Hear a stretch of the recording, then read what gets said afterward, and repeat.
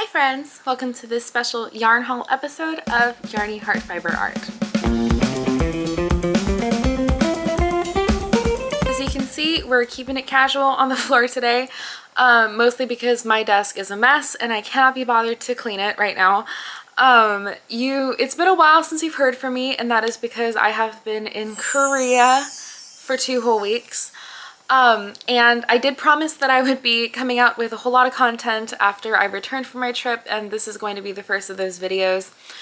This is not going to be my typical knitting podcast kind of video, just because I have so much to share that if I put it all in one video, it's going to be kind of overwhelming. So this video is going to be just about the yarn that I bought while I was in Korea.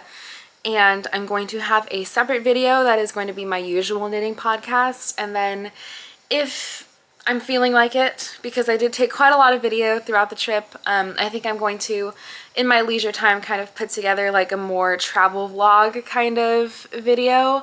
Not so much knitting related, but just kind of the different things that that I did while I was in Korea. So keep an eye out for that if you're interested. So without further ado, let's go ahead and get into some of the yarn that I purchased. Before I do that though, I completely forgot to introduce myself. My name is Jess. You can find me on Instagram at YarnyHeart. And this is usually the show where I talk about all the yarny things that I've been up to, but right now we're just going to be talking about all the things that I spent my money on while I was in Korea. The way I'm going to do this, I'm going to go through the stores in the order in which I visited them.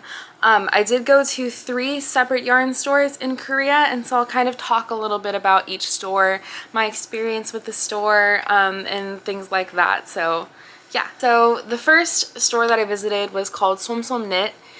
Som means cotton in Korean, and it was just a really cute store. I really liked this store. The store is in the Mapogu district, and that same day that I visited this store and the store after this one, I was exploring Hongdae, which is a popular like fashion shopping kind of street and area. There's a lot of cute cafes in that area and things to do there, and so I was kind of exploring that street, and then I figured since this yarn store was in the same district, I could combine into that part of my trip.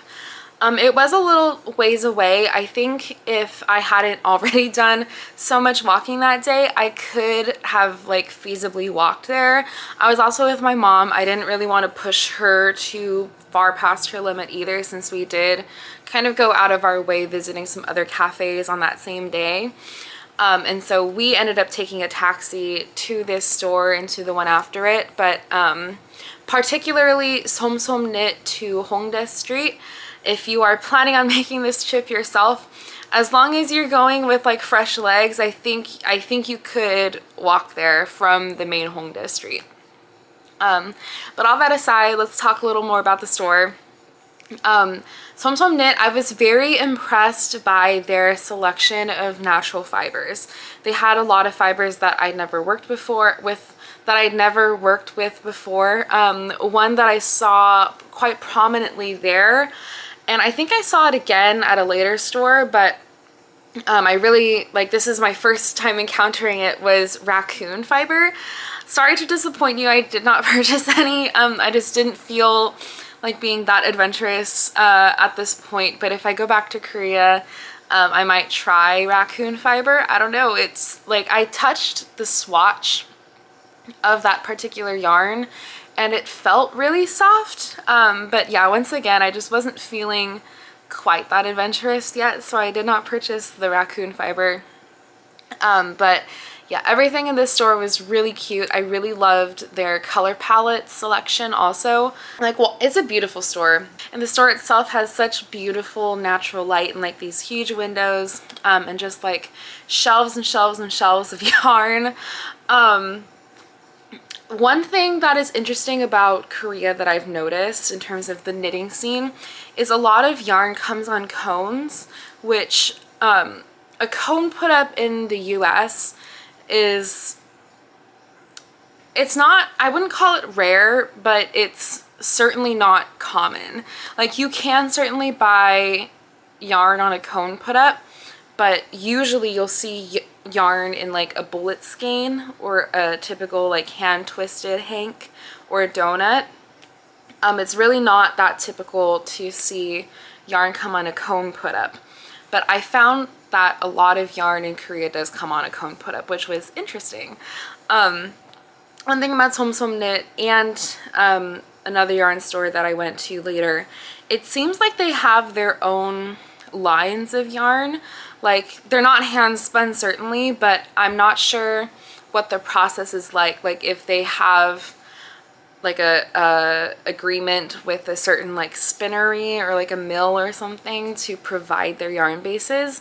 But like when you buy yarn at that store, there's no brand on it. Like there's no brand on it.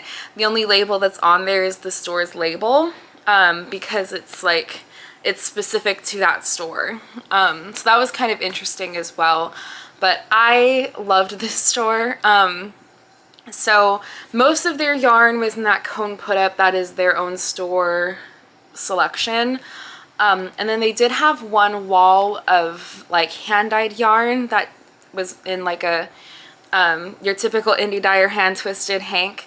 I did not purchase any of the hand-dyed yarn, but in hindsight I really wish that I had. The reason why I didn't was because I knew that this was the first store on like my self-mapped yarn crawl map. And so I really didn't want to, like, I didn't want to make a decision buying so much stuff at this one store and then like feel like I found something better later on in the process. But in hindsight, I really wish that I'd bought hand-dyed yarn from Som Knit because it was really pretty. And if I'm being completely honest, I do think that this store was up there. Like this, it's so hard to judge. I don't want to put these stores on a tier list or anything, but I really, really enjoyed this store. And if I had visited it last in the lineup, I think I would have bought a lot more yarn than I did, which is saying something because I bought quite a lot of yarn at this store already.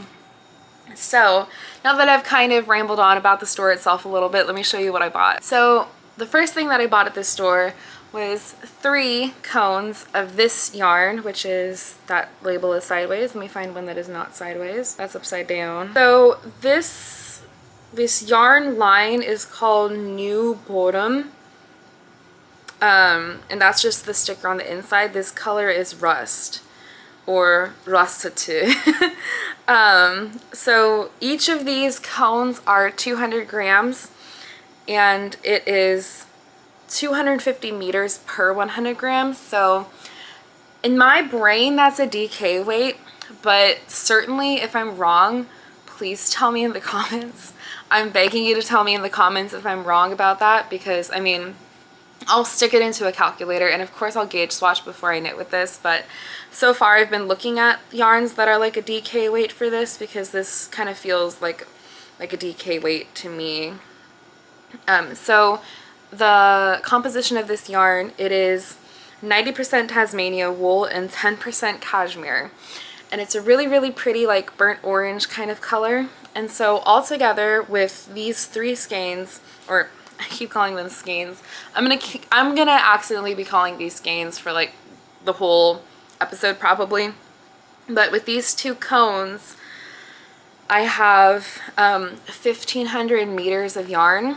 And so if you remember from my most recent video, my fall knitting plans, I had expressed a desire to knit myself a super, super oversized sweater. And I had been hoping, when I talked about that in the previous video, I had been hoping to find yarn for that sweater in Korea because I knew it would be cheaper.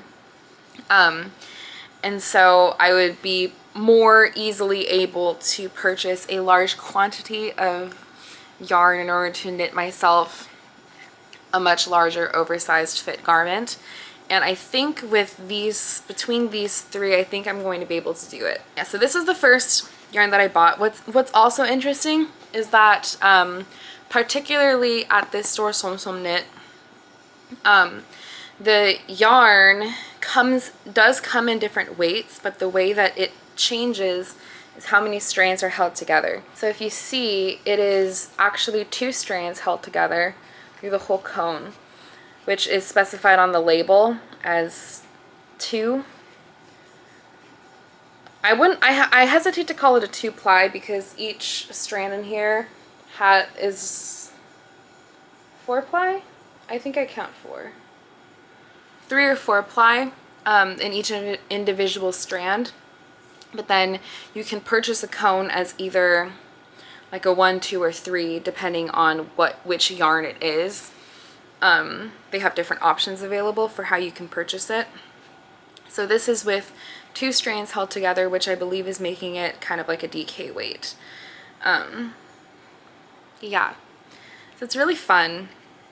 I don't think I'll be able to make the archway sweater with this, or if I do, I might just purposely knit it off gauge, just to be able to use this, because part of the point of my sweater plans is that I wanted it to be more oversized, right? So if I knit it off gauge with a thicker yarn and just like do that knowingly, then perhaps I'll do that. You know what? I will talk about pricing real quick. So these cones are priced at $26,001 each.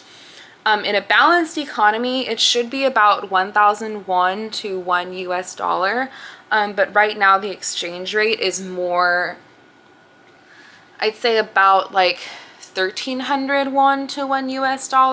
So essentially everything is like 30% off or so, if you're comparing it to US dollars, that is. And so these cones were $26,001 each, which, okay, so all together those 3 skeins are $78,001. So 78,001 currently is about $56.50 as of today, that is. I think the one went down a little bit because right now it's $13.81 to $1 US, so I think it is a little worse than it was like a week or 2 ago. So so yeah, sweater quantity, a very large sweater quantity for me for essentially $56 is very, very cheap. So very, very happy for this.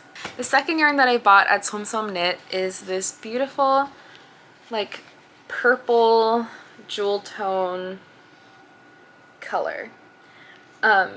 This is for my mom. Like, yes, I'm sure this color would also look pretty okay on me, but this is for my mom. She is a completely different seasonal palette than I am, but this color is this is a really good color for her.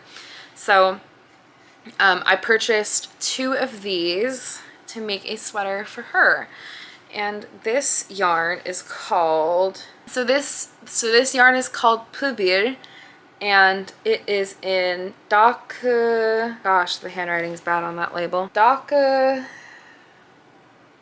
can't read this. Oh, wine, dark wine. So this color is Daku wine, dark wine. And this yarn is 70% Tasmania wool and 30% baby alpaca. So this is a fingering weight yarn with 400 meters per 100 grams, and each of these skeins is 200 grams. So I'm going to be making a fingering weight sweater for my mom because I love her that much. She liked this yarn, and I love her that much that I'm going to embark on a fingering weight sweater for her. She also likes cables, so don't let anyone say ever that I don't love my mom, because I'm about to make a fingering weight cabled sweater for her. So I don't really have any top contenders yet in terms of sweaters.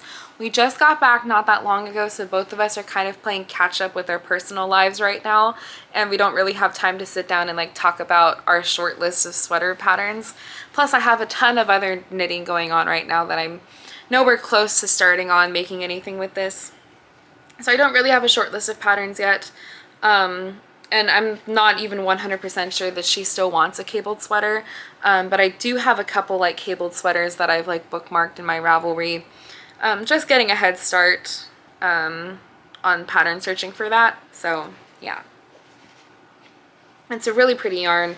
This yarn is once again 2 strands held together. Come on. So you can see here, it's kind of more like 2 lace weight strands held together to make it a fingering weight yarn.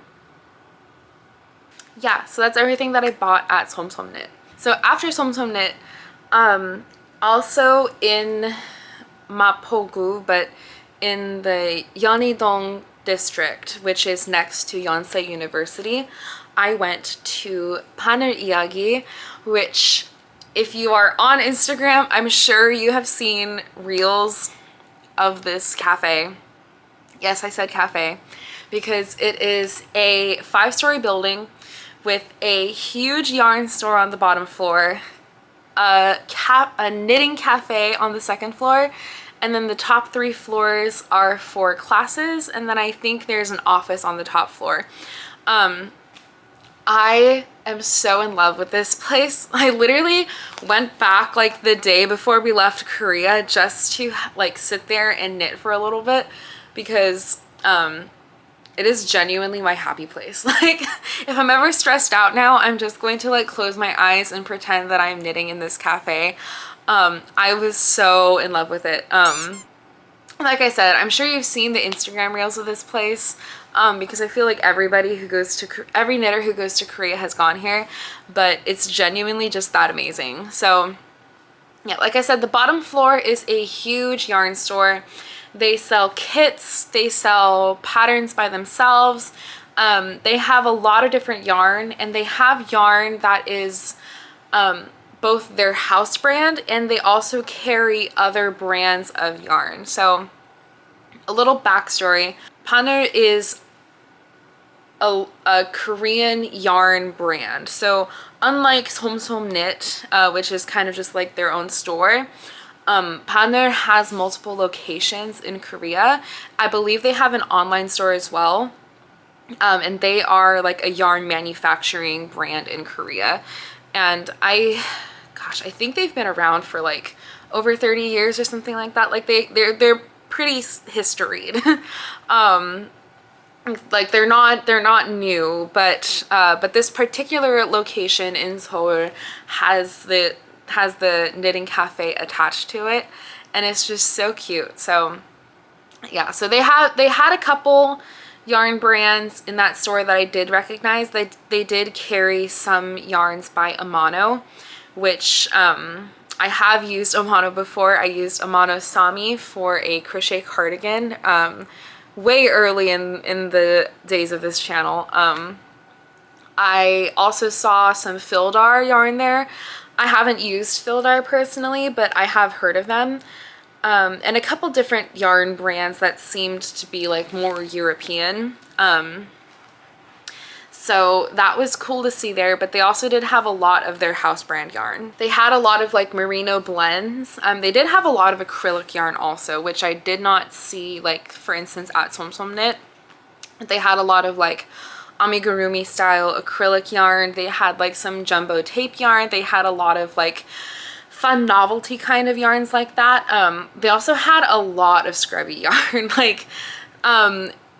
Like crocheted scrubbies are so huge in Korea, and I actually purchased some like from Daiso while I was there, because even though they're so cute, I could totally make them myself. Like, in my opinion, it's just not worth the trouble when you can get them for like 1,000 won at Daiso.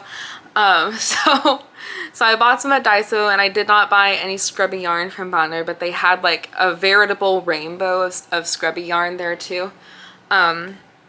Yeah, so I loved this store. And then of course on the 2nd floor there's a cafe, and the cafe is just so freaking adorable.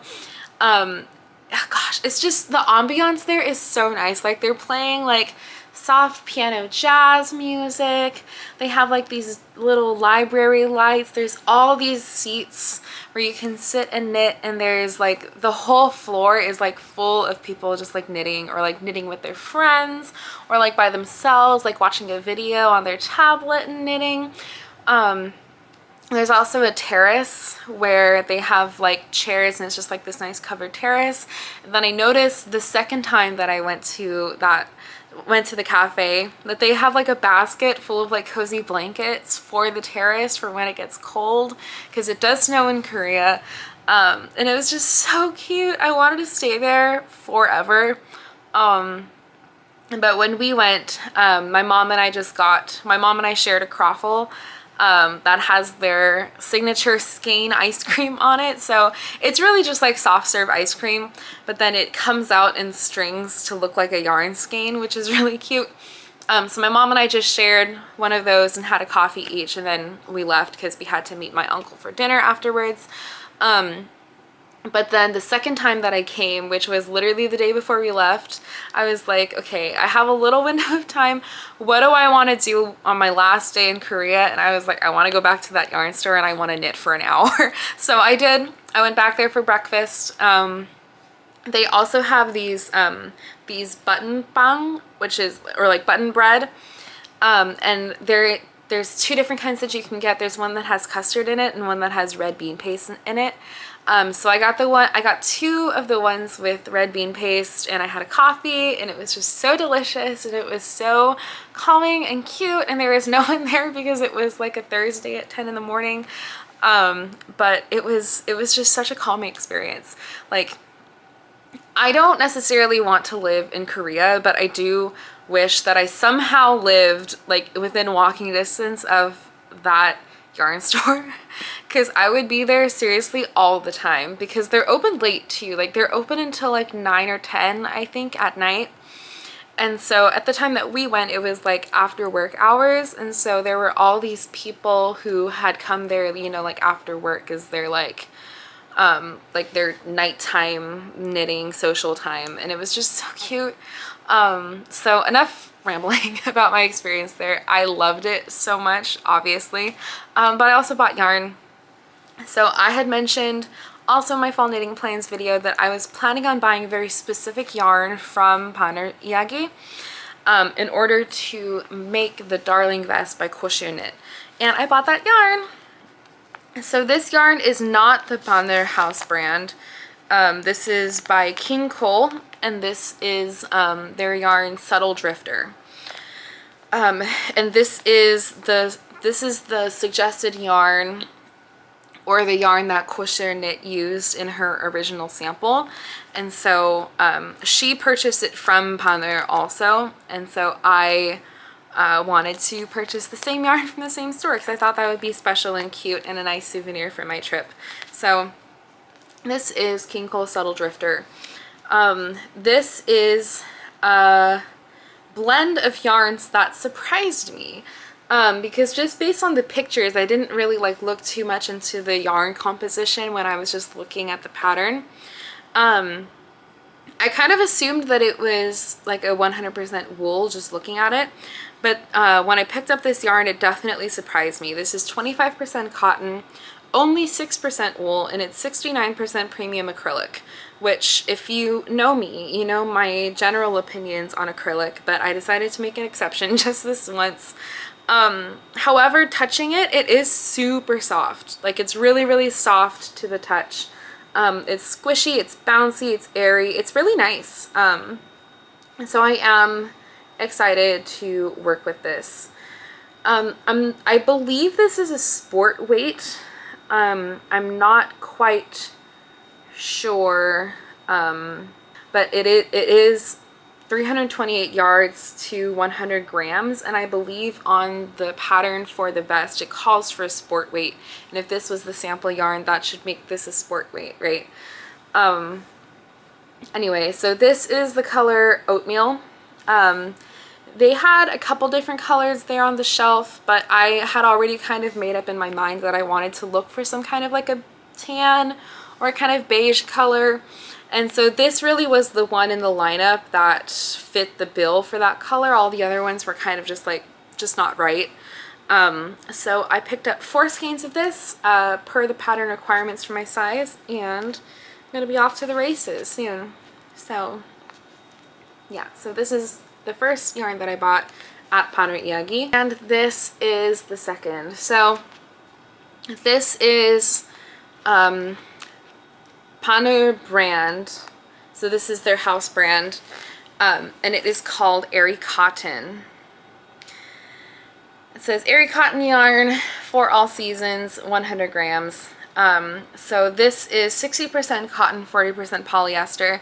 And like I said, I was a little bit surprised to see the prevalence of acrylic and polyester, particularly at KOREAAAAAAK. But I guess it kind of makes sense, I guess, because like, I don't want to call it like a Lion brand, but it's kind of like a Lion brand in a sense, where they just, you know, it's a large volume manufacturing that's going on here. So there is quite a lot of acrylic. Like even with a lot of their wool yarns, there was a lot of acrylic blends. But this one felt really good. And like, honestly, I really didn't need to buy this yarn at all, but I did kind of just, I felt like I wanted to buy something that was their house brand, since I was all the way there, you know. So it says it's 540 meters per 100 grams, but I'm not exactly sure what weight that would categorize this is, because I get the feeling that the 540 meters per 100 grams is just because these are so airy, for lack of a better word. But I guess the recommended needle size is 3 or 3.5 millimeter needle, so I would put this as maybe like a sport weight, like a fingering or a sport weight, but I guess I'll cross that bridge when I get there. So I have 2 skeins of this, which I figured is enough for like some kind of knitted t-shirt or something in the future, but I'm pretty much just going to stick this in my stash until summer comes. But I just thought it was cute. I think it's a good color for me. This kind of like muted red. Yeah, so I just thought this was cute. Okay, on to the last store that I visited. This store was called Yormedar, which I believe it means like, okay, I think it means, so it's called Yormedar, which I think means second day of the flower moon or something like that. But this is a store that I found through Crochet Knit, and then I followed them on Instagram. And I have been wanting to go here for a while. And so their store hours are like super limited. They're closed on Thursdays and I think also on Sundays. And then they're only open from like 10 to 4 or something like that, which granted, that's true of a lot of yarn stores in the US. Like a lot of local yarn stores just keep like super, my boyfriend calls them old lady hours, which they're old lady hours, I guess. But they keep super weird and limited hours, so I really had to kind of go out of my way to try and hit up this store. This store is, gosh, what 동네 is it in? So it's not in Mapogu, but I'm trying to remember what district it is in. But it's very close to Ihwa Women's University. So if you are taking the subway to get here, it's very easy to get here from the subway. So basically you take the green line to Ihwa Tehak or Ihwa Women's University, and then just get off there, and then it's only like a couple blocks from that subway station. So very easy to get to, but it is kind of like there's not a whole lot else around that area in terms of attractions, so it is kind of out of the way in that sense. But my mom and I came back from Busan, and our train arrived at like 2:30. This place closes at 4. It was a Wednesday, the last Wednesday of our trip. We were leaving on Friday. They're closed on Thursdays. So I said, okay, no matter what, as soon as this train stops, like I am going straight to this yarn store. So unfortunately, because I was in such a rush, I did not take any video of the outside of the store, so I'll try and find a picture of the storefront and put it here or something. But I did take a quick video of the inside. It's a cute store. It is, I feel like it's smaller than Somsom Knit was. And I definitely feel like their color selection was a lot brighter, which I'm sure a lot of people would enjoy, but for me, I do prefer colors that are a lot more muted or a lot more like autumnal. And so I did feel like even though there were so many pretty colors there weren't as many colors that matched my personal palette. So I didn't necessarily feel like as drawn to the color selection at this store, but it was really pretty. They had a lot of pastels. They had a lot of like just kind of like bright like spring kind of colors, I would say. And their hand dyes, like a lot of their yarns had, especially their like mohairs and their suri, I feel like those were kind of what I was gravitating more towards as I was looking through their shop, was kind of the mohairs and the suris, because those had a little bit of like hand dyed style variegation to them. And that is actually what I ended up purchasing. So I ended up purchasing this cone of suri alpaca. So it's not a 100% suri. It is only 30% suri alpaca, 30% wool, and 40% nylon, which surprised me a bit. And this is kind of why I said that I preferred som knit in the end, was because a lot of the things here were an acrylic blend, similar to KOREAAAAAAK, where a lot of things were also an acrylic blend. They certainly did have some yarns that were not, but a lot of them were more like plant fiber based, and I was very much in the market for more animal fiber content. But this skein was really pretty, and I feel like there were even prettier ones than this particular color, like ones that had a little bit more variegation to them, but I bought this like specifically with purpose in mind, because I do have 3 beautiful skeins of hand-dyed fingering weight yarn. So basically a sweater quantity as long as I add like a fluff of some kind to make it a DK weight and kind of carry it a little farther. So this is my lace weight fluff that I'm going to be holding with that when I eventually get to knitting with it. But this is probably going to sit in my stash for a little bit along with that yarn, just because I don't really have room in my knitting schedule for it right now, and I also don't have any solid plans of like what pattern I want to make with it. But knowing that I have this now as a complete set of yarn is definitely comforting. But it does feel soft, like despite it having quite a bit of acrylic content, like especially feeling the swatch that was there in this store, it does feel pretty soft, so I'm pretty optimistic about it regardless. I forgot to mention the yarn line, but this yarn base is called somgyol, and it is in the color pink, aka pink. Yeah, it was very cute. They had a lot of pretty like lavenders and stuff there, but I really feel like I need to take like a hiatus from the purple knitting for a little bit, even though, you know, of course I bought this, but this is from my mom, so it doesn't count. Yeah, so also at that store they did have a wall of hand-dyed like hank put up yarn. That is also their house brand. I don't believe they had any yarn that was not their house brand in that store, whereas som knit had hand-dyed yarn from like local independent dyers, and not just their house yarn. Yorme Daritur didn't, I don't think they had any yarn that wasn't from them, so that was kind of one thing. But I did pick up this skein of hand-dyed yarn from them. This is a lace weight 100% superwash merino wool, which makes it 1,200 meters. I'm not quite sure yet what I want to do with it, because I could always hold it double and knit a sock, or I could hold it with a base yarn and make a garment. But I just thought it was really pretty, and for me, because this purchase was very much like a utility kind of purchase, I did want to buy something fun, and I figured, you know, like I was also getting at the point in my trip where I was like, okay, I'm running out of space in my suitcase for things, but I figured like a lace weight 100 gram yarn could fold up really small, I could take it easily, and so I picked up one skein of this as kind of more of a souvenir skein than anything. But I am, you know, I would like to knit something nice with it eventually. Like I have a lot to chew through already, so no rush to get to this, but eventually I do want to find something nice to do with it because it is a very pretty dye job. It's very pretty, and it is super soft, but that might also just be because it's lace weight, but it is really soft, very squishy. Yeah. So that is that, I think.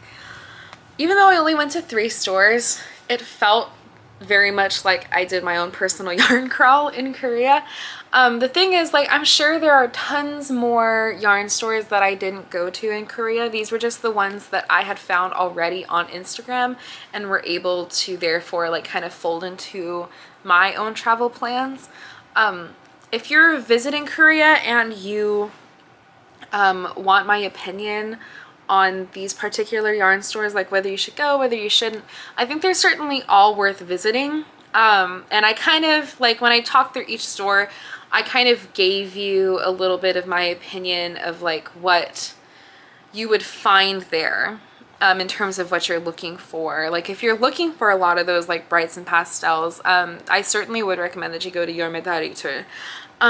But if you are kind of like me, you prefer those animal fibers, you prefer that kind of autumnal, like rustic yarn, I think that's how I would describe it. Like I think the yarn from Yormedari was not rustic, but it was nice. It was nice yarn. But the yarn from Somsom Knit and the feel of that store and their selection definitely felt very rustic. And so I think let that be the deciding factor of if you would want to go to either one of these stores or not. But that's very much kind of the vibe that I got from each one, just in terms of their yarn selection. And then in terms of Paner Iyagi, if you are in Seoul and you like knitting, I feel like this yarn cafe is a must visit.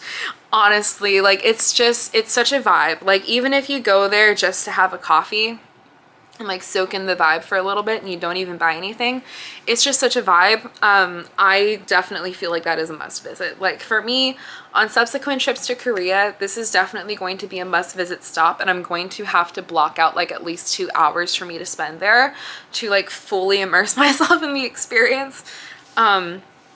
So overall, that's my verdict on which stores to shop, which stores to skip. I honestly don't think you should skip any of them, but if you are wanting to prioritize one over the other, that's kind of my guide. Yeah, so definitely a different kind of video, but thank you for watching regardless. It was so much fun to talk about a little bit about my trip and kind of share with you some of the yarn that I purchased and kind of go through my already fading memories of this amazing trip. But as you can see, I came back with a lot of souvenirs, and so I'm sure that all of these purchases are going to be featuring in future podcasts at some point as I slowly get around to working with some of them. But yes, I very much appreciate you sticking around to the end of this video, listening to me babble on about yarn stores and Korea and all kinds of stuff that I'm interested in. If you like this video and you like what I'm doing here, please take a moment to like this video and consider subscribing to my channel. It helps me out so much more than you know. I did also want to give a quick shout out to everyone who's here for my previous video. Thank you so much for all the love on my previous video. It was completely unexpected, and I know that there's a lot of new faces here, so hello. This is very much a deviation from my typical channel flow. Like I had a very long break because of this vacation. I have a lot of like backlogged content that is travel related right now. And I just wanted to let you know, this is not something that I usually do. I'm very much excited to get back into the knitting podcast routine and kind of get my routine back a little bit. But I was just so excited to share some of my travel stories with you that had to come first, hopefully understandably. But I do have so much knitting progress to share, like kind of a ridiculous amount of knitting progress to share. So that will certainly be coming down the pipe. Just be patient with me. Give me a little time to get my personal affairs sorted a little bit, and then I can finally sit down and have enough time and composure to sit down and film a knitting podcast for you all. So yeah, so if you're new here, welcome to my channel. Thank you for watching. And until next time, take care and I'll see you soon. Bye.